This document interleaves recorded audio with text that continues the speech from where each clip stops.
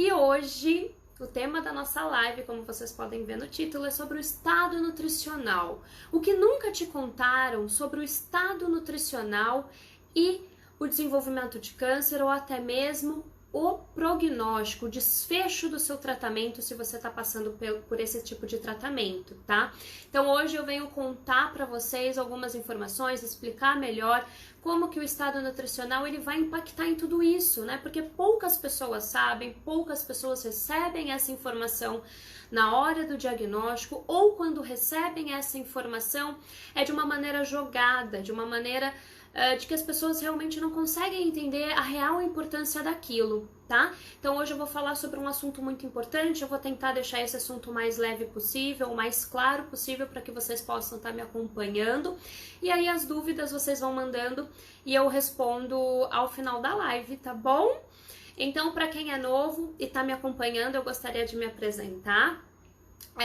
Eu sou nutricionista, especialista em oncologia pelo Hospital Sírio-Libanês, trabalho com pacientes diagnosticados com câncer há mais de 6 anos, sou especialista também pós-graduada em nutrição e alimentos funcionais pela FAMESP, e eu escolhi a área de oncologia por acreditar que a alimentação ela pode levar para as pessoas diagnosticadas com câncer muito mais do que só a nutrição em si, o nutrir, o ato de nutrir, mas também levar amor, carinho, devolver o brilho nos olhos, devolvendo a esperança a essas pessoas, encaminhando a sua recuperação. Então essa é a minha missão de vida. Eu adoro estar aqui com vocês também, adoro bater esse papo, me aproximar dos meus seguidores. Quem interage comigo aqui nas redes sociais sabe, eu sempre disponibilizo um tempo para estar respondendo, né? Me disponho a estar ajudando, contribuindo, colocando conteúdos também de qualidade. Então, esse é um espaço que eu gosto bastante de estar interagindo com vocês. Eu separei 3 momentos mais importantes em que o estado nutricional do paciente, da pessoa, né, ainda não diagnosticada com câncer, onde esse estado nutricional ele pode impactar em 3 etapas. A primeira etapa onde esse estado nutricional ele pode estar impactando é no desenvolvimento do câncer. Então, o aumento no percentual de gordura está diretamente relacionado ao aumento no risco para o desenvolvimento de câncer de mama, de cânceres de maneira geral, mas especificamente aqui a gente está falando do câncer de mama. Além disso, um percentual de gordura elevado também está relacionado a um pior prognóstico, e eu já vou conversar melhor com vocês sobre isso. E também nós temos a realidade das pessoas que têm um baixo percentual de massa muscular, aí já não estou mais falando de gordura, e que também tem um impacto muito negativo durante o tratamento, pensando aí no desfecho do tratamento, tá? Então eu vou abordar com vocês essas 3 etapas onde o estado nutricional pode estar tendo um impacto negativo, tá bom? Então, pensando aí na questão do desenvolvimento do câncer, eu gostaria de deixar algo bem claro para vocês. Percentual de gordura e não necessariamente obesidade e sobrepeso de maneira visual. Vamos lá. Quando eu falo obesidade e sobrepeso, eu não estou me referindo ao IMC, que a gente conhece por aí, o mais comum, né, de dar um diagnóstico, né? Eu não gosto de utilizar o IMC como diagnóstico, mas muita gente utiliza, e era muito utilizado anos atrás, que é o peso por altura. Então, o IMC não necessariamente ele vai nos mostrar a realidade que está por trás daquele número. Vocês já ouviram falar de falso magro, falsa magra? É exatamente isso. Visivelmente, a pessoa ela aparenta ser magra, mas ela tem um elevado percentual de gordura. E é aí que está o perigo, tá bom? Então, quando eu falo sobre peso e obesidade, durante essa live, entendam que é o percentual de gordura que eu tô levando em consideração, tá? Então, o percentual de gordura elevado, obesidade e sobrepeso está diretamente relacionado ao desenvolvimento do câncer de mama. E isso acontece porque essa elevação no percentual de gordura impacta no aumento na produção de alguns hormônios esteroides, como o estrógeno e a progesterona, né? E existe um subtipo do câncer de mama que é o mais comum, em torno de 70% das mulheres diagnosticadas com câncer de mama aqui no Ocidente apresentam esse subtipo, que é receptor positivo hormonal para estrógeno e progesterona. Então, o percentual de gordura nessas mulheres elevado pode sim estar impactando no desenvolvimento desse tipo de câncer. Além disso, as mulheres que já foram diagnosticadas com câncer de mama, que têm um receptor positivo hormonal, quando o percentual de gordura pode fazer essa elevação e também estimular a progressão desse crescimento tumoral. Além disso, o percentual de gordura ele também acaba impactando no metabolismo de carboidratos e na liberação de insulina, causando uma resistência à insulina. O que é essa resistência? O pâncreas, ele é um hormônio, o pâncreas ele é um anexo no qual ele vai liberar a insulina toda vez que a gente consome algum alimento e esse alimento ele é digerido e ele vira carboidrato e ele vira glicose no nosso sangue, como por exemplo os carboidratos. Então, por exemplo, você come um pão, esse pão ele é digerido e ele cai no sangue na forma de glicose. O pâncreas, ele libera insulina, essa insulina capta essa glicose e joga para dentro da célula para a formação de energia.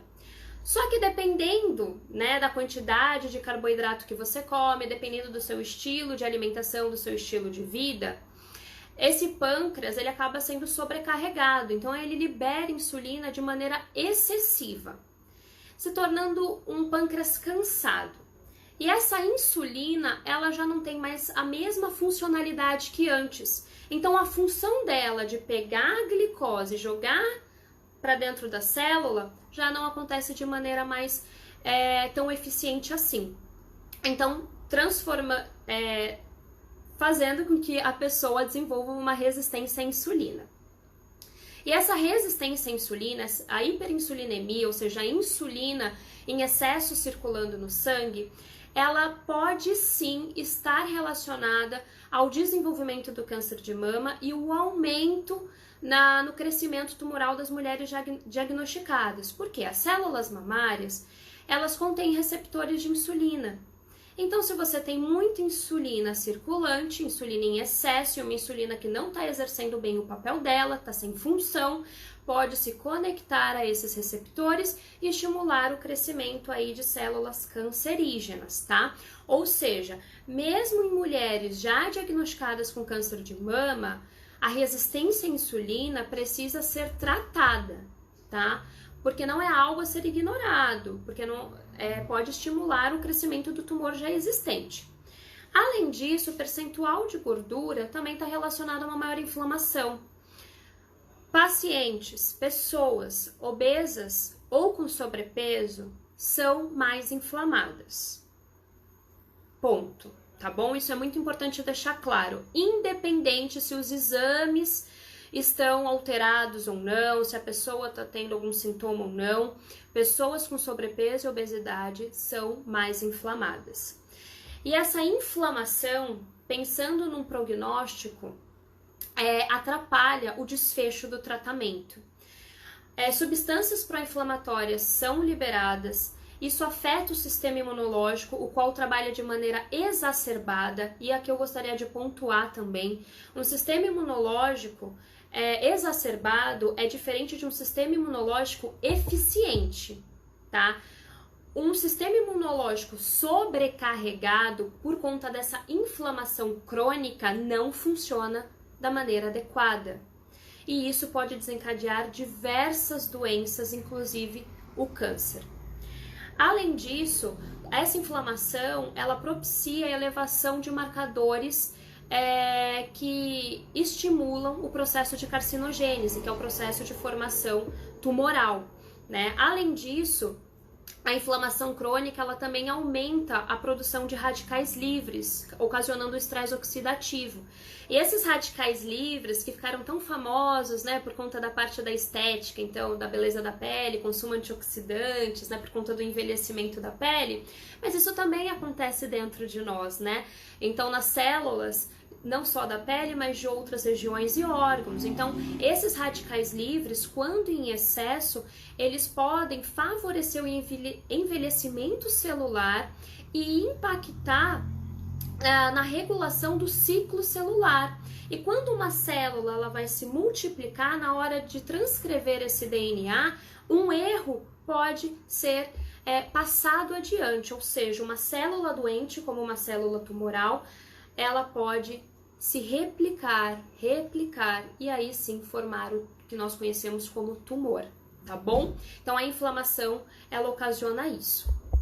Além disso, um paciente com obesidade ou sobrepeso, ele apresenta um maior grau de toxicidade, que são os efeitos colaterais provenientes do tratamento. Por quê? O fármaco, né? A quimioterapia, ela é calculada, a quantidade que o médico vai prescrever para o paciente tomar, de acordo com o peso.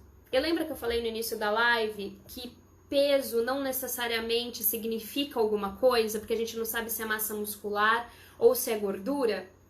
Então, as drogas são calculadas de acordo com o peso. Se a pessoa apresenta um peso elevado devido a um percentual de gordura elevado, vai ter mais drogas circulando no sangue, no organismo da pessoa, sem ser depurada, porque a depuração das drogas acontece na musculatura, na massa magra, no músculo. Então, aumenta o grau de toxicidade e dessa forma tem um impacto na qualidade de vida daquela pessoa e também tem um impacto no desfecho daquele tratamento, porque muitos protocolos quimioterápicos são interrompidos por conta que o paciente não consegue chegar até o final, apresenta diarreia num grau elevado, apresenta vômitos num grau elevado. Então, é muito importante que a gente, nós como nutricionistas oncológicas, né, a gente passe a observar isso nos nossos pacientes, né? Então, qual é o real estado nutricional para que também a gente possa tomar a melhor conduta. Além disso, um percentual de gordura elevado está relacionado a piores desfechos cirúrgicos e uma maior mortalidade, tá? Então, dessa forma, o percentual de gordura elevado, ele vai impactar diretamente tanto no surgimento do câncer, como no crescimento do câncer já existente, na proliferação, podendo até mesmo ocasionar metástase. Tá? Então, controlar a inflamação, controlar o percentual de gordura durante o tratamento oncológico também é importante. Porque quando a gente fala em câncer de mama, diferente dos outros tipos de câncer, no qual a desnutrição nos preocupa em primeiro lugar, nós temos que ficar preocupados, né, também temos nutricionistas homens, nós temos que ficar preocupados porque essas mulheres diagnosticadas com câncer, elas podem já chegar para nós com esse sobrepeso ou obesidade e também podem ganhar peso durante o tratamento, diferente dos outros tipos de câncer. E por que isso acontece? Em primeiro lugar, comportamento tumoral. Câncer de mama, é claro que existem exceções, mas de maneira geral, câncer de mama é normometabólico. A pessoa diagnosticada com câncer de mama, ela não tem um gasto energético aumentado só por conta da doença, ok? Esse é o primeiro ponto. E aí, se o nutricionista ou o médico não entende isso, normalmente ele faz o quê? Como prevenção, prescreve suplemento hipercalórico e hiperproteico, por exemplo. E é uma pessoa que ela não precisa de um suplemento hipercalórico, por exemplo. Então, além dela estar comendo o que ela precisa, ela está tendo uma suplementação extra que pode favorecer o seu ganho de peso. Por isso que é muito importante, na hora de vocês comprarem um suplemento, vocês não se autossuplementarem, gente, vocês procurarem um nutricionista especializado, porque nós vamos ter essa noção se é necessária essa prescrição ou não, tá? Além disso, o sedentarismo também influencia nesse ganho de peso durante o tratamento contra o câncer de mama. Não é. Antes, as pessoas tinham medo de praticar atividade física durante o tratamento, como se isso fosse fazer mal. Nossa, vai perder. Aí sim que vai perder peso. Imagina, agora você tem que descansar. Agora você tem que, né? Quem aqui já ouviu isso, gente? Quem que tá passando pelo tratamento contra o câncer e já não ouviu essa frase? Agora você precisa descansar. Agora não é hora de pensar nisso, não é? Agora não é hora de pensar em atividade física. Gente, tá errado, tá? A não ser que seja um caso muito específico, no qual a pessoa tá impossibilitada, claro, de praticar uma atividade física, o exercício físico, ele é recomendado, tá? Estimula a imunidade, ajuda na síntese de massa muscular. Lembra que eu falei que massa muscular é importante para a depuração da quimioterapia, dos fármacos? Isso diminui toxicidade, melhora a qualidade de vida, diminui fadiga. Então, a atividade física ela é importante também para a manutenção desse peso. Além disso, as mulheres em tratamento contra o câncer de mama, normalmente elas estão em associação com corticoide. E o corticoide, além de desregular um pouquinho o metabolismo de carboidratos, também propiciando uma hiperinsulinemia, né? E com isso ganho de peso, também pode estar influenciando numa vontade exacerbada por doces, por carboidratos simples. Então, não sei se você está passando por isso. Se tiver, coloca aqui para mim, porque eu vou falar sobre isso nas próximas lives. Se você está tendo dificuldade nessa questão do consumo de doces e de carboidratos, se você está com mais vontade, com mais desejo, né? Porque isso pode realmente acontecer, viu? E aí, essas mulheres acabam consumindo em maior quantidade de carboidratos e doces e acaba ganhando massa gorda e aumentando o peso durante o tratamento. Inibidores de aromatase também, como o anastrozol, né? Aí pensando já num pós-tratamento, as mulheres em fase de manutenção também acabam estimulando o aumento de percentual de gordura. O uso de antiestrógenos, como por exemplo o tamoxifeno, também, né? Então é importante que o nutricionista ele avalie não só qual é a quimioterapia que o paciente está utilizando, que o médico ou oncologista prescreveu, mas também quais são os medicamentos associados, tá? Porque eles podem estar interferindo em vários efeitos colaterais, como também interferindo nessa fome exacerbada e no aumento do percentual de gordura. Além disso, gente, o nosso microbioma, que é o nosso conjunto de micro-organismos que existem no nosso organismo, principalmente no trato gastrointestinal, pode interferir também no ganho de peso, numa fome exacerbada, num aumento de vontade de doces, na nossa microbiota intestinal. Por quê? Grande parte, né, do percentual aí da liberação do neurotransmissor serotonina é sintetizada lá no nosso intestino. Então, quando esse intestino ele está mais inflamado, quando existe uma desbiose intestinal, que é esse desequilíbrio entre as bactérias boas e ruins existentes nesse nosso microbioma, a serotonina ela tende a ficar em baixa. E a serotonina é o neurotransmissor do prazer, do bem-estar, do relaxamento. Então, quando ela está em baixa, normalmente nós temos uma vontade aumentada por doces, porque o açúcar ele acaba compensando essa queda da serotonina, principalmente fim de tarde para noite. Então, se sua vontade por doces acontece mais nesse horário, pode estar relacionada também a uma desbiose intestinal que você precisa estar cuidando, tá bom? E agora, né, gente, falei tudo isso, nossa, a mulher com câncer de mama, ela pode ganhar peso durante o tratamento, isso não é bom, e agora o que fazer? Será que é possível que essa mulher não somente não ganhe peso, como emagreça durante o tratamento? E, gente, quando eu falo isso, às vezes as pessoas se assustam porque falam, mas Nutri, como assim você vai incentivar que alguém emagreça durante o tratamento? Não, essa pessoa, ela tem que ganhar peso ou essa pessoa ela tem que manter como ela estava. E aí é que tá o X da questão, gente.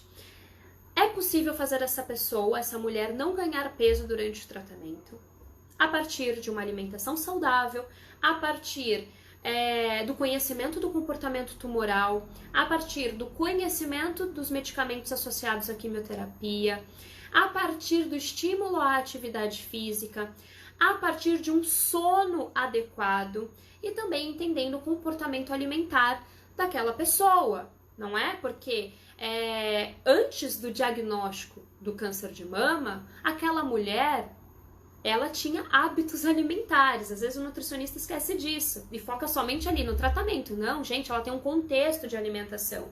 Ela tem uma cultura alimentar, ela tem um comportamento alimentar que deve ser levado em consideração. Às vezes essa mulher, ela tem episódios de compulsão alimentar. Ela passou a vida inteira lutando contra o peso. Isso pode desencadear atitudes alimentares conturbadas ao longo do processo, porque ela se vê inchada, ela não se reconhece mais naquele corpo. Então tudo isso precisa ser levado em consideração para que nós possamos tomar a melhor conduta dietoterápica, para que aí sim a gente garanta que ela esteja num estado nutricional adequado, que ela esteja realmente nutrida para aguentar até o final do tratamento. E aí, quando a gente faz todas essas modificações e leva tudo isso em consideração, é possível que aquela mulher emagreça de maneira saudável. Eu não tô falando no emagrecimento 10 quilos no mês, gente, não é isso não é saudável. Mas se de uma consulta para outra, ela acabou emagrecendo em percentual de gordura, 1 quilo, 2 quilos, 3 quilos, tá comendo bem, tá fazendo atividade física, tá dormindo bem, ela perdeu gordura, não massa muscular. O que eu preciso preservar é massa muscular. Então é possível sim um emagrecimento saudável, mas é claro, como eu disse no início, observando o comportamento tumoral. Não é qualquer tipo de câncer que isso acontece, ok? Estou falando de câncer de mama, é bom deixar isso bem claro, tá? Agora, isso é pensando nessa questão do ganho de peso, percentual de gordura, mas será que é possível que essas mulheres também apresentem perda de peso e aí, no caso, perda de massa muscular? É possível. E aí, sim, eu também preciso me preocupar.